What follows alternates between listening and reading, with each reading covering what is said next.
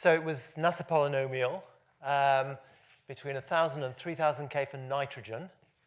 And the suggestion that you worked out the Cp over R using that polynomial, calculated the heat capacity over the temperature range, and then calculate the vibrational contribution to the heat capacity.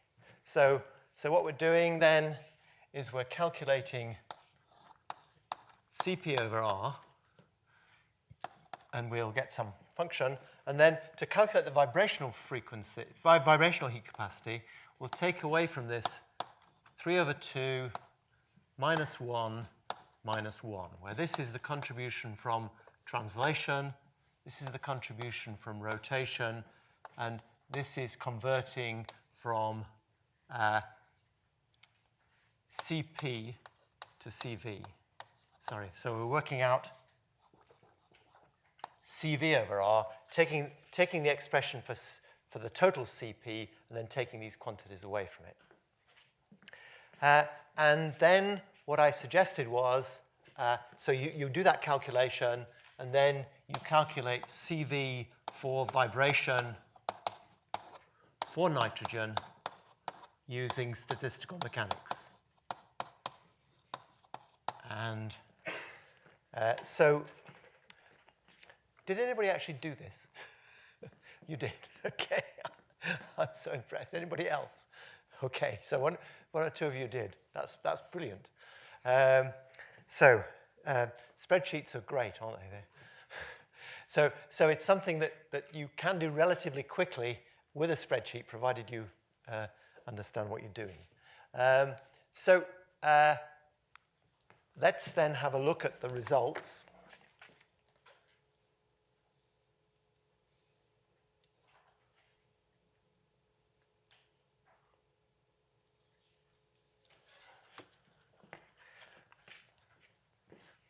So this is the NASA polynomial. So this is Cv over R.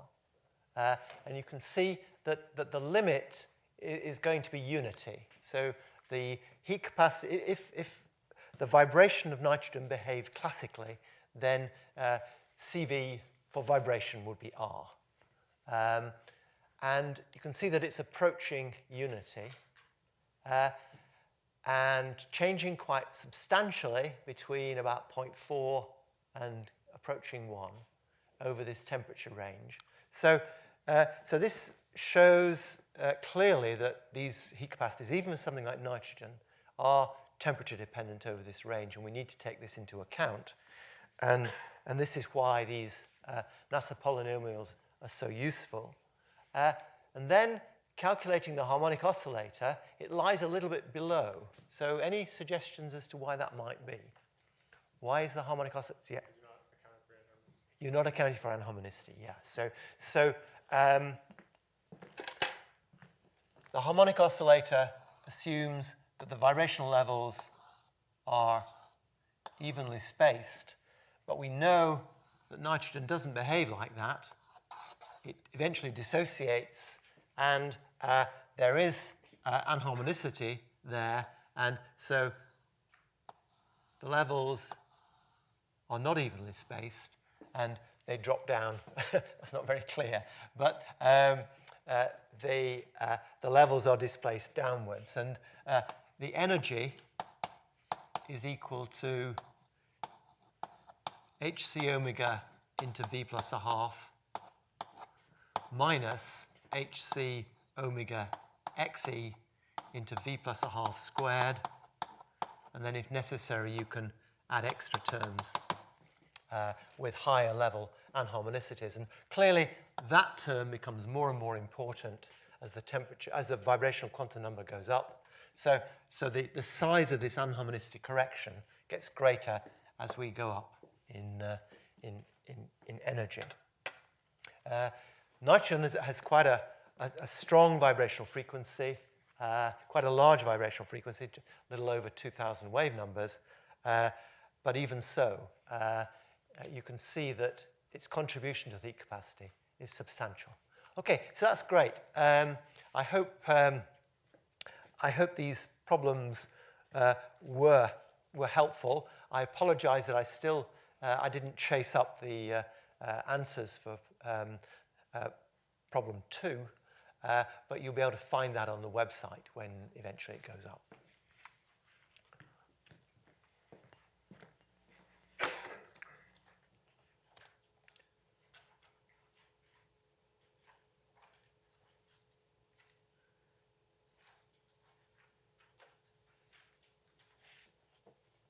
Okay, so let's get back to chemical mechanisms. And what we were saying was the way to construct a chemical mechanism, or the way that they've been done traditionally, is to start at the bottom and build them up, starting with hydrogen, then going to CO and water, methane, etc. And eventually you can build up to really quite substantial species, hydrocarbons, alcohols, etc. And one of the key things that you need to be able to do, since we don't know whether these mechanisms are necessarily going to provide the answers that we need, is to provide targets. And those targets can be used along with the mechanisms and along with some form of integration and some physical model to understand, to assess the mechanism and see just how good it is. So some years ago, the Stanford group started systematically providing targets, and this was one of their early experiments in which they looked at heptane oxidation behind a reflected shock wave, and they monitored heptane and ethylene using infrared gas laser absorption at these two wavelengths respectively, looked at OH using UV laser absorption at 306.5, and CO2 and water using tunable infrared diode laser absorption. So really very extensive spectroscopic determinations of the species concentrations. And so these are the sorts of things that they found, and this is the dryer mechanism tested against these the experimental data.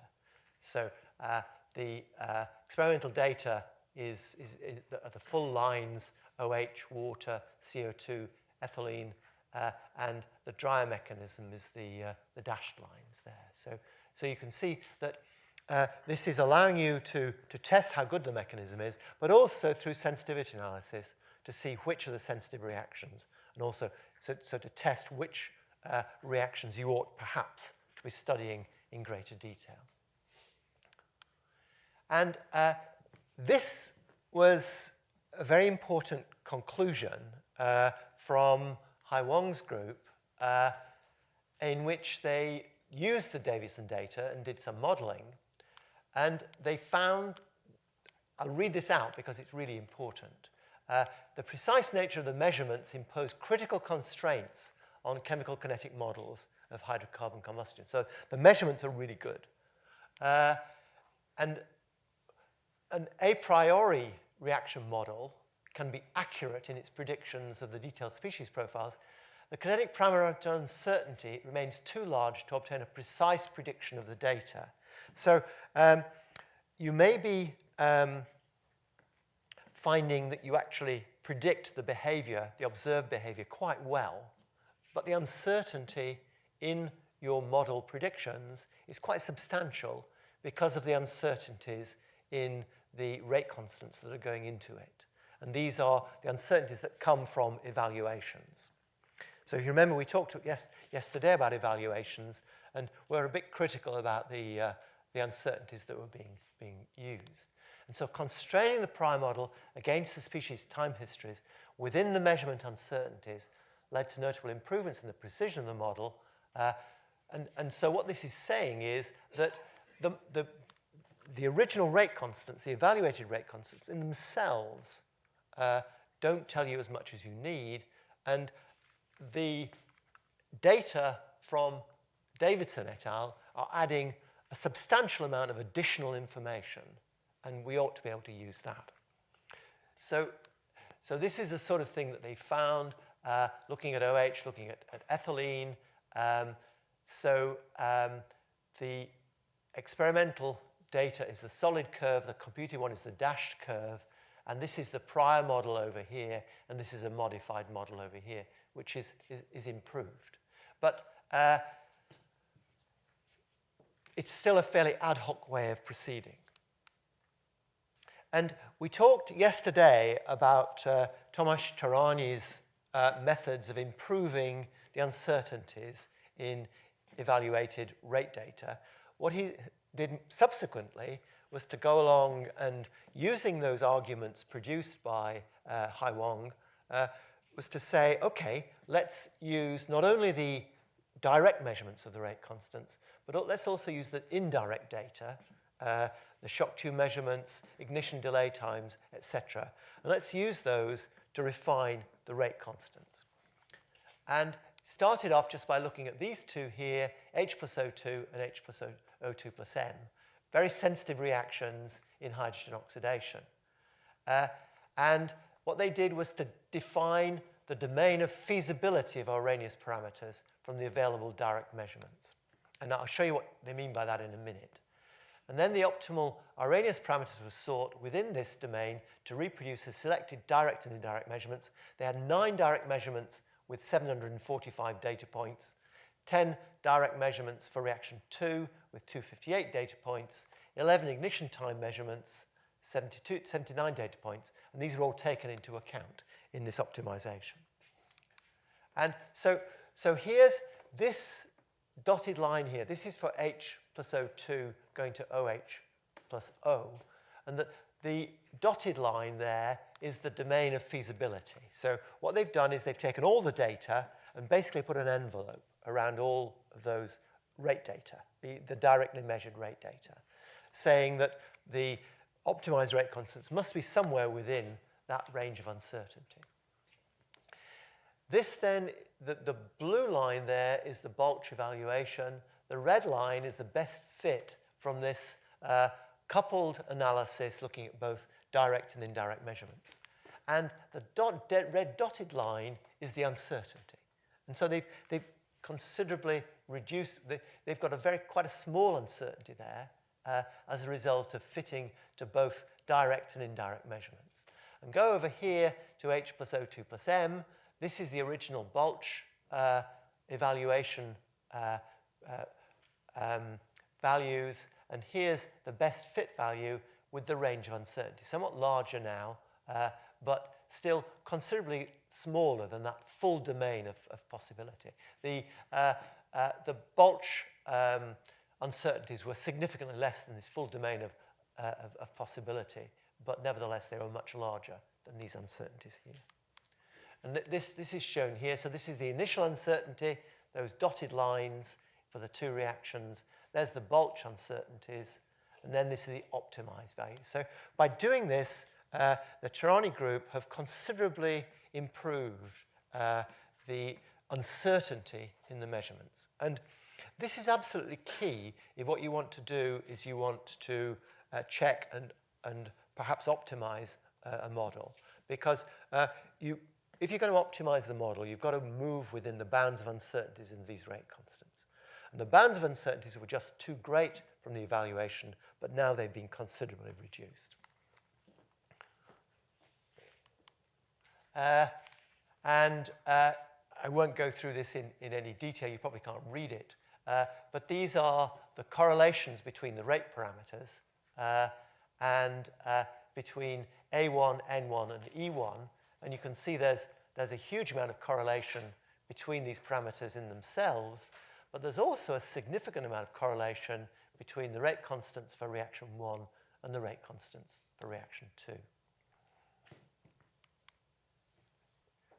And these are the evaluated and optimized rate constants. Just let's have a look at, this is reaction 1.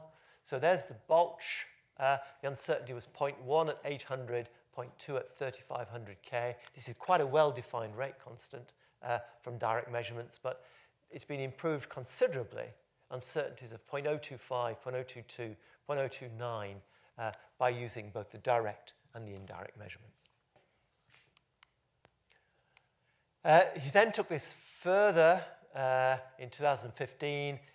He took this particular mechanism that we mentioned earlier on for hydrogen combustion, Coromnes, and he looked at 11 rate parameters using both elementary reaction data and also the indirect measurements.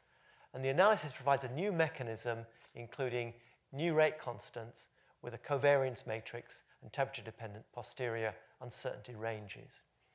And they demonstrate much reduced overall error function compared with the 13 earlier mechanisms. So the error associated with this mechanism is now considerably reduced. And so here are some examples. So H plus O2 plus M, now with considerably reduced uncertainty compared with what we had before. H plus HO2, if you remember, that was a key reaction. And what they're doing is they're minimizing this what they call objective function, which is the modeled value minus the experimental value with an uncertainty used as a weighting, and then the square of that, and so they're minimizing. It's basically a chi-squared minimization. So really quite impressive results. And then they moved to syngas, so wet CO, again using direct and indirect measurements. Some observations were not well modeled. 5 mechanisms performed better than the others. The influence of poorly reproduced experiments and weighting of the performance of the mechanisms was investigated. You've got to have some way of, we've got to accept that not all measurements are going to be perfect, and some of them are going to be highly imperfect. And so you've got to have some way of, A, weighting data,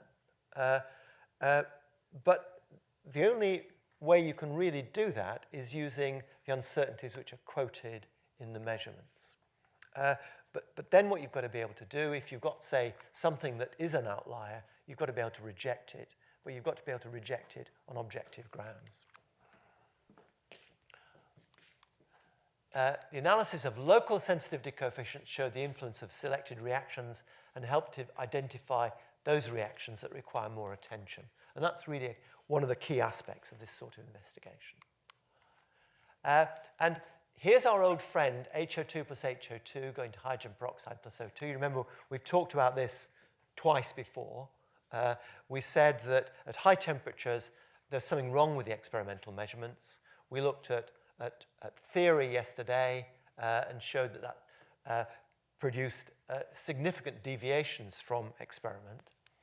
And so this red line here is the best fit for HO2 plus HO2 using optimization for methanol formaldehyde combustion mechanisms.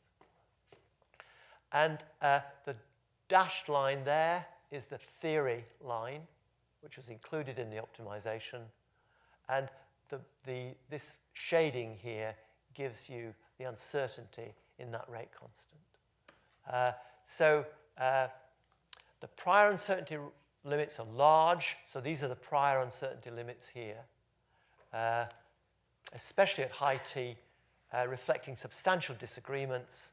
And the extensive set of indirect measurements, 24,900 points from 265 data sets, change the optimized rate constant and substantially narrow the uncertainty limits. So these indirect measurements are really providing a key in the overall improvement of these data. They also looked at, we talked about this as well, CH3 plus, sorry, no we didn't. CH3 plus OH, there are 2 possible channels. You can either abstract one of these hydrogens or abstract this hydrogen here, forming CH2OH or CH3O. And you need to know what the channel yields are for these 2 reactions. And these are a whole host of different theoretical predictions, mechanistic predictions. And this is what they find for those 2 for the branching ratios. Obviously, the sum of them has got to be 100%. And the uncertainty range is defined there. So really, again, very, very good definition of something that has proved elusive for many years. I'll come back to this later on as well, but this is a similar approach developed by Michael Burke, where he's linking molecular properties, reaction rate constants, and global observables, and integrating information from a wide variety of sources. Michael's approach is much more closely linked also to theoretical calculations. So theoretical parameters, elementary kinetics models, physical models, etc. So that's definitely worth looking at. I've kept banging on about sensitivity analysis, and this is a paper by Alison Tomlin from the 2012 symposium, in which she gave an invited talk on sensitivity and uncertainty analysis. Significant uncertainties in data used to parameterize combustion models still exist. And these input uncertainties propagate through the models of combustion devices, leading to uncertainties in the prediction of key combustion properties. Focus their efforts on those parameters which drive predictive uncertainty, which you can identify through sensitivity analysis. And the paper discusses how sensitivity and uncertainty analysis can be incorporated into strategies for model improvement. And she uses both local sensitivities. So these are different. So this is for methanol combustion. So these are different measurements, modeling different measurements, flame speeds, ignition delays, VPFR.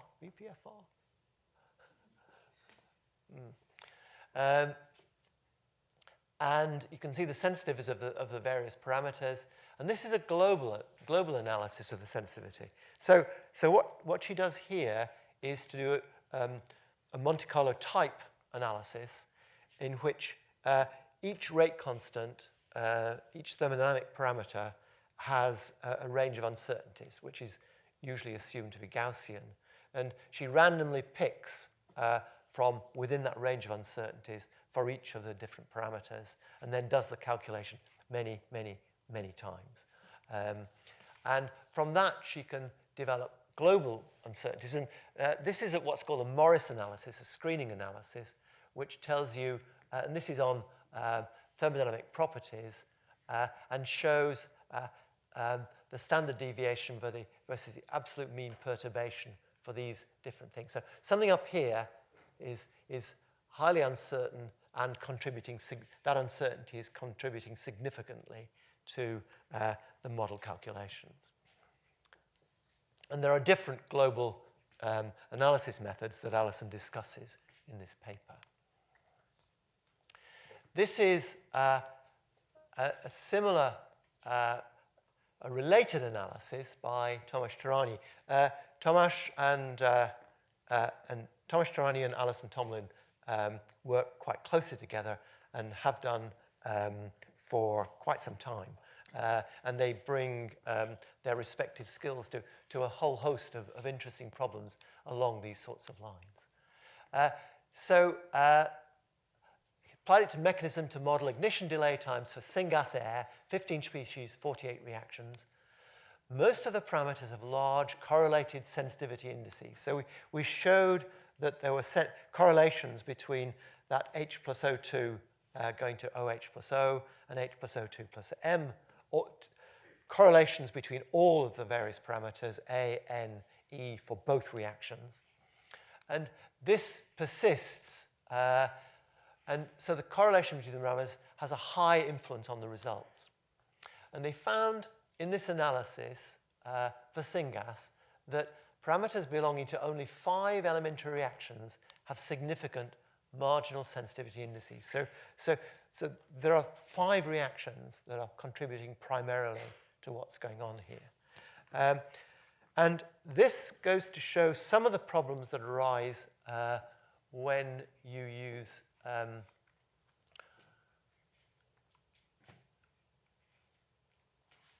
when you simply try to vary rate constants independently, because there are correlations, and those correlations, the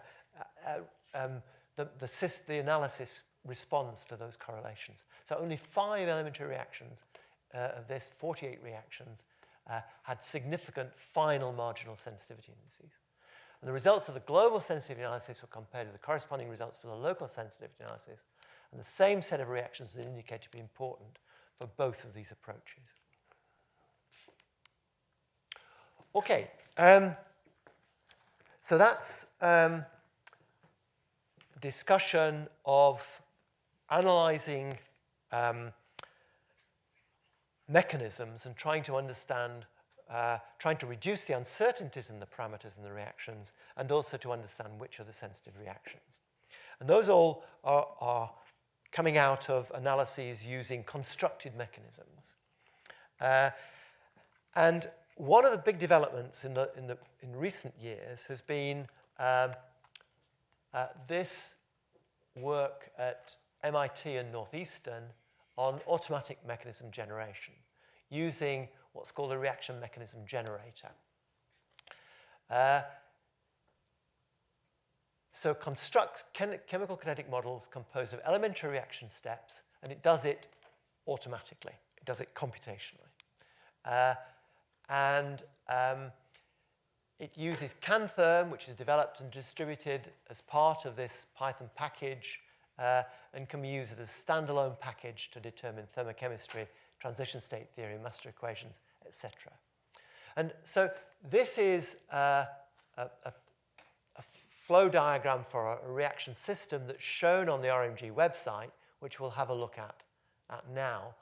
But this shows the sorts of things that they're trying to predict automatically. They're not constructing it by hand. They're generating it automatically.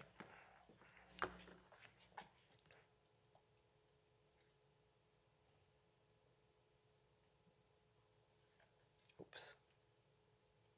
So here's the website. So there's that mechanism. So I pinched it to put on my slide. And you can download and install the latest stable version. It's free, open source, and as it says, it's been developed by Green and West at MIT and Northeastern. But you may want to construct your own mechanisms using this methodology, but the website is also very useful in itself, and I'm thankful to Nathan Holmes for pointing this out to me. So what we can do on the sidebar here is go and let's have a look at a species. Now, one of the problems sometimes with these things is you need to understand the notation that's used.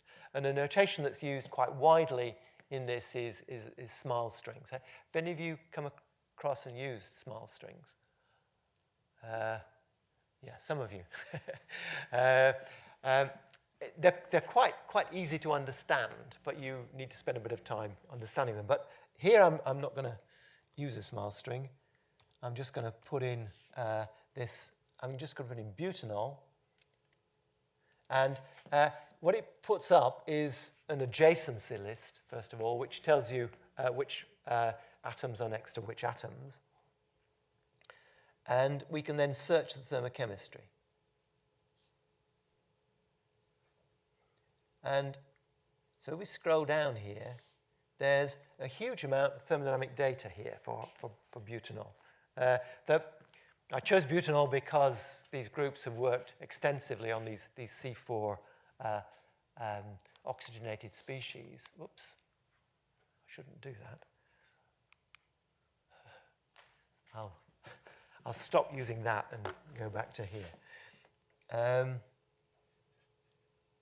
Okay, so there you've got thermodynamic data, entropies, heat capacities, entropy of formation at 298 K, Chemkin format, NASA polynomial.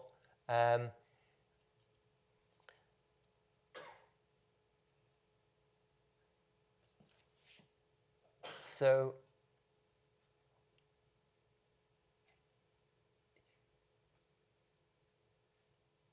yes. So what's this, Nathan? What's result number 2? So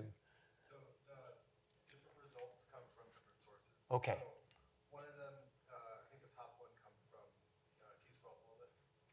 So it's like different references are imported into the RMG database. Okay. And so it's like RMG has a variety. So if you scroll to the bottom, you'll see plots of Yeah. CV, delta H. Yeah, so these are the heat capacity, and yeah, okay, and there are different sources. There are 3 different sources for these, and you can see how well they agree with one another. And when you're using RMG, how do you decide which data set to use? Oftentimes, when RMG constructs the model, it'll choose exact matches first.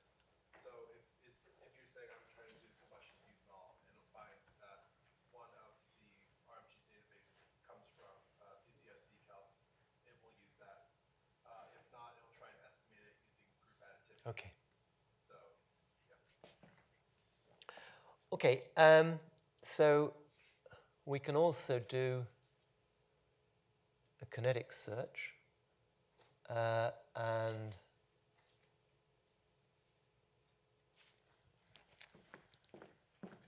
I'm grateful to Nathan for providing me with the smile string for this, for a reaction.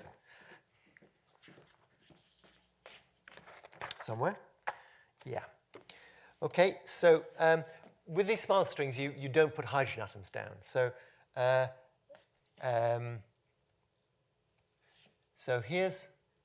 this is propane. Okay, the hydrogen atoms aren't on it. There's no evidence for any reaction 2 identifier is O.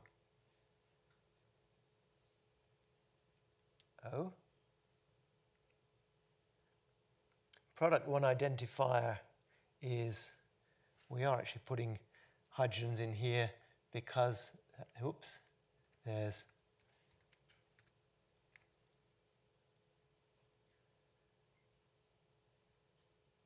so what's happening is this species here, OO, if you understand the SMILES approach, this is HO2. HO2 is abstracting a hydrogen from propane, producing that species, and also this species here, which is H2O2. And so then you can search for kinetic data for that reaction, and there are 13 results which we can look at here. So the whole host of rate constant expressions here coming from a variety of sources.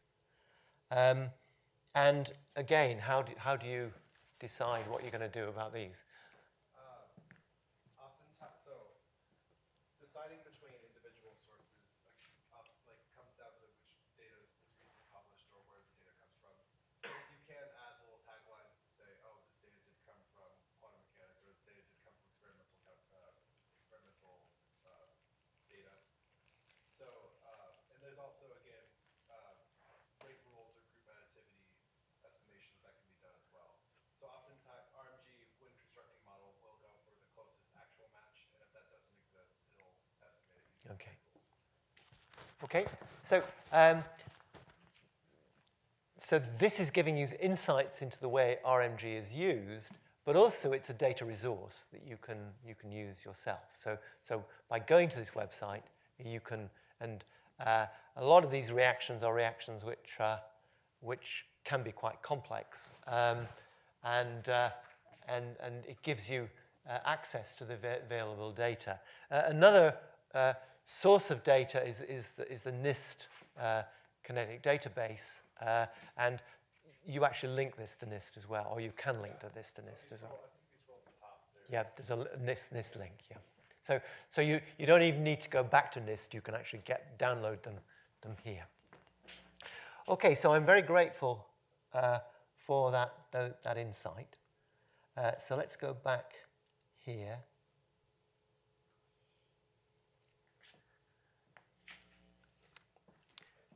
It's quite embarrassing talking about something when there's somebody in the audience who knows much more about it than you do. but I'll see how I can do. Okay, so here's an example, comprehensive mechanism for N-butanol pyrolysis and combustion, which you can find here in Combustion and Flame, 263 species, 3381 reactions, and constructed using the mechanism generator, tested against a wide range of data. And the base mechanism that was used was GRI 3.0, which we talked about previously with the nitrogen chemistry removed. And where possible, they use published data for rate coefficients, and you saw there where those published data are coming from. For some important pressure-dependent reactions, they can calculate the high-pressure limit using canonical TSD, using electronic structure calculations, and methods are available for calculating pressure dependence. So this is quite an old paper. So the methodology has moved on since then, and the master equation calculations that they can do now are really quite extensive. Mechanism contains reaction rate constants for 147 different pressure-dependent networks, e.g. C4H9 chemistry, and extensive testing against experiments and sensitivity analysis. And so the overall, you've got an overall mechanism, and within that you've got a whole set of reaction networks. And so this is an example of a butyl, the network for butyl. So it can isomerize to 2-butyl. We talked about this yesterday for pentyl. And then there are beta scission reactions. So these are where you break the beta bond and produce an alkene and a radical. So butene and H, that should be ethene, sorry, and ethyl. So that, sorry, if you could correct that, that should be ethene. And 3 beta scissions for butyl, the 2-butyl, H plus 1 butene, H plus 2 butene, and propene plus methyl. And then this is a whole reaction pathway analysis for butanol, or part of a reaction pathway analysis for butanol. And you can see the various steps that it automatically generates because of the understanding it has of the way these reactions will occur. And so in this direction, for example, you've got a hydrogen atom abstracting a hydrogen from the OH here, or CH3 abstracting a hydrogen to produce this oxyradical, or you can have abstraction along here from the CH group, the secondary CH group here, and so on throughout the whole thing. And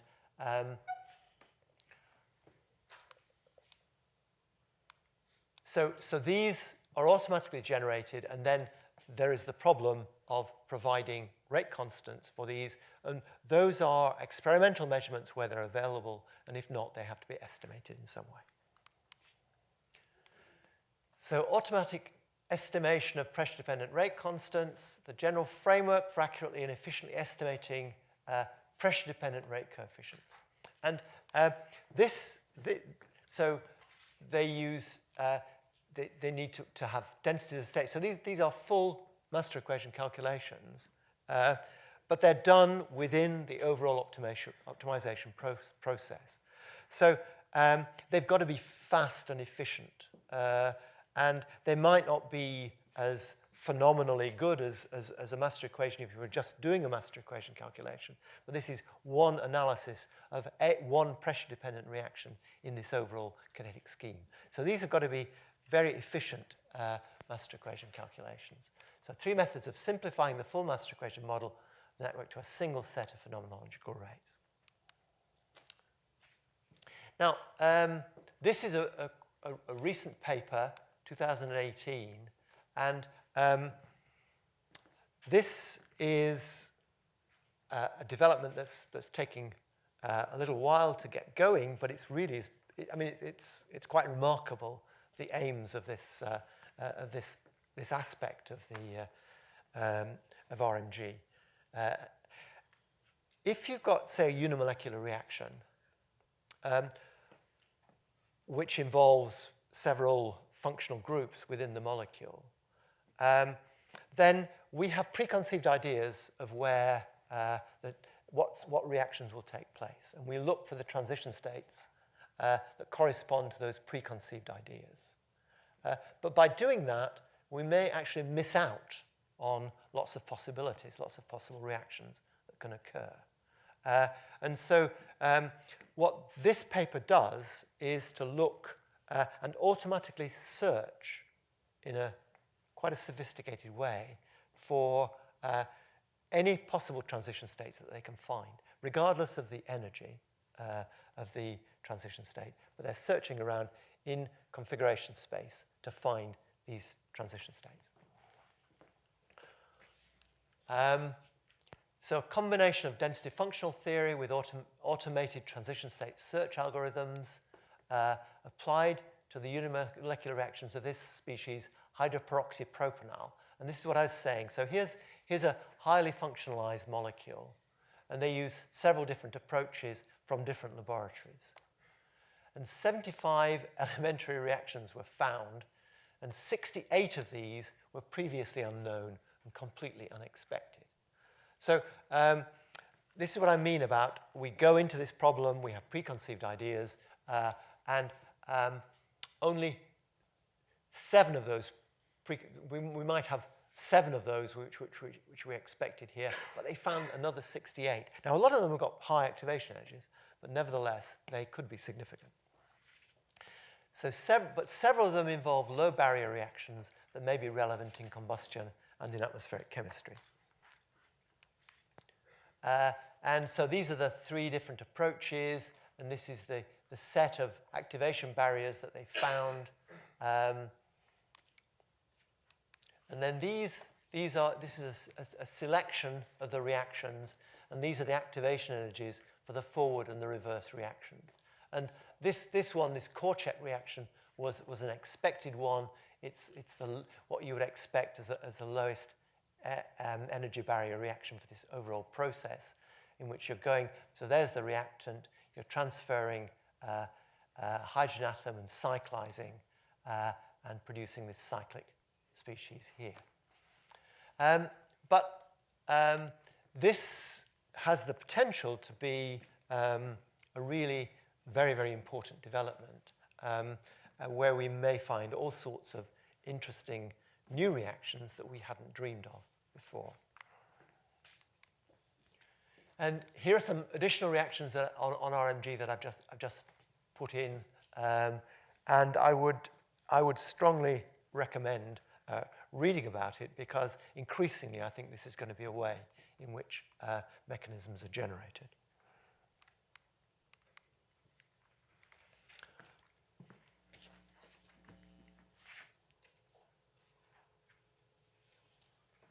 Okay, any questions? How do you decide the prior uncertainty limits In the prior ones, yeah. the prior ones were in that analysis by the Haiwan group. What they did was to take the uncertainties from the evaluated rate data, and so those are very big, and then they were able to reduce them to some extent, to improve the model to some extent, but they still had to work with these very substantial prior uncertainties. And yeah, yes, sorry. The question was, what are prior uncertainties? And what I was saying was the prior uncertainties are the ones that come directly out of the evaluated database. Okay. 2 and a bit hours to go, guys. Okay, let's continue for a few minutes with the next topic. I apologize that I'm getting all legged up in the... So we're going... Yeah, okay, topic 7.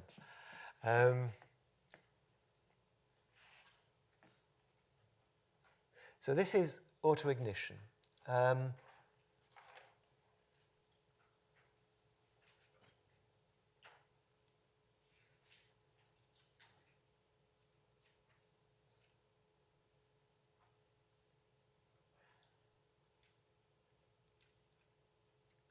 Something strange is going on here. Okay.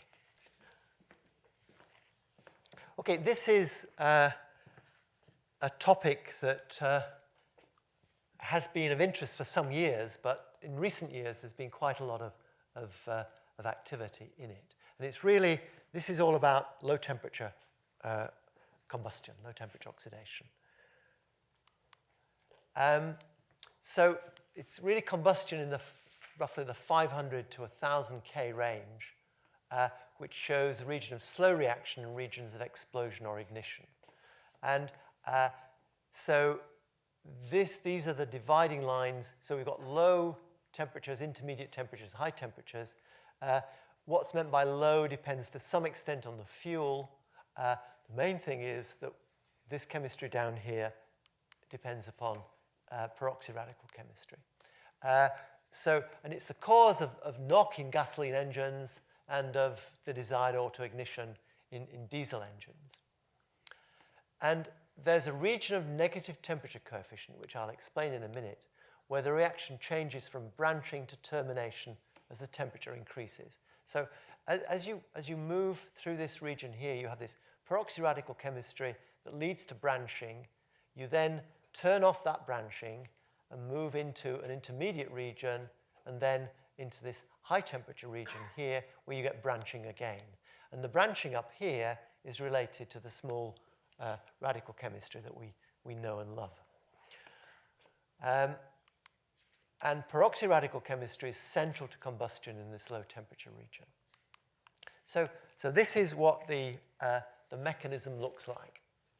So if we take an alkane, say, and we abstract a hydrogen atom to form a radical, then that radical can react with O2 to form HO2 plus alkene, and we'll try and understand how that happens later on. Or it can dissociate and produce a smaller radical plus an alkene. So this is the beta scission that I was talking about. R can react with O2 to form this peroxy radical. That reaction is reversible. And then it can isomerize to form QOH. What that means is the following.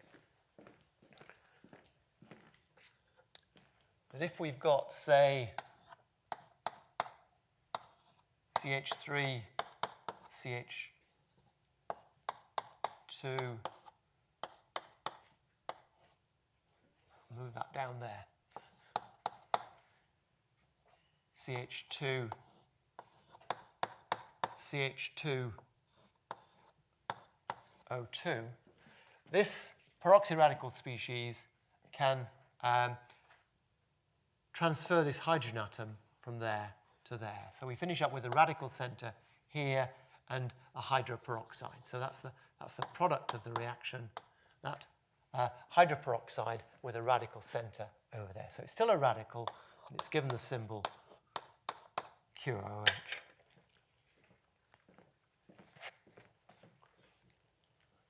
And QOH can add O2. Well, one of the things it can do is it can dissociate and generate OH. So OH is falling off here, and that's a propagation step. So we've got a radical going to a radical, and it's propagation. Or it can add O2 and form this species O2QOH, or it can go back to RO2. So this species QOH has got a lot of competing reactions available to it. And one of them is forming this species here, which can again fall apart and generate this compound here, which is a molecule. It's not a radical, but it has a weak OO bond. And as you increase the temperature, it can fall apart to give two radicals. So this is a branching step here. And it's what's called a degenerate branching step because it's not like the H plus O2 branching step. It doesn't come into play until the temperature goes up a bit and allows that QOH to dissociate. And it will get faster and faster and faster as the temperature goes up. And so this is the branching down here. And what can happen is that can turn off because this peroxy radical can go back to the radical here, and that radical can fall apart by this beta scission reaction. Okay, so there's a whole host of competitions occurring in this, which can give rise to branching, turning off of branching, and higher temperature branching when we form these smaller radicals here. And this is from a paper by Charlie Westbrook, which shows the ignition delay time for N-alkanes as a function of 1 over temperature. And as you increase the temperature, the delay time decreases. And this is this peroxy radical regime, where the branching is coming from the formation of O2 QOH. And then what happens is that the ignition delay time begins to increase, and this is what's called the negative temperature coefficient region. So this is called the NTC.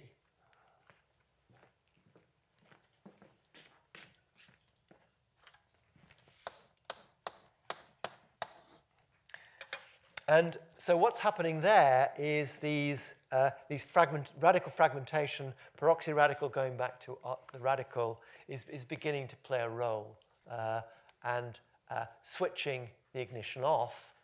And then you generate more and more of these small radicals, and the system begins to ignite again. So you've got this two-stage, these are low temperature ignitions and high temperature ignitions for these various alkanes here. And there's another, these are calculated ignition delay times, and those are shock tube measurements of these ignition delay times. Just let me very quickly mention this. We talked about it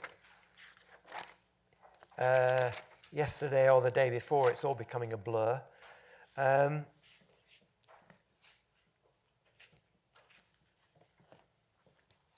And so these were very early measurements of autoignition style behavior using a wide range of static methods. So basically taking a glass bulb, putting stuff in it, heating it up or having it at a high temperature, and then analyzing the data using gas chromatography. So really very old-fashioned experiments, but they revealed a huge amount of information. We published a book called Low Temperature Oxidation Chemistry or something, or Autoignition, several years ago. And there is a chapter by a man called Ray Baldwin that discusses these experiments. And there's a huge amount of data that, by and large, most people have forgotten about, but it really is useful.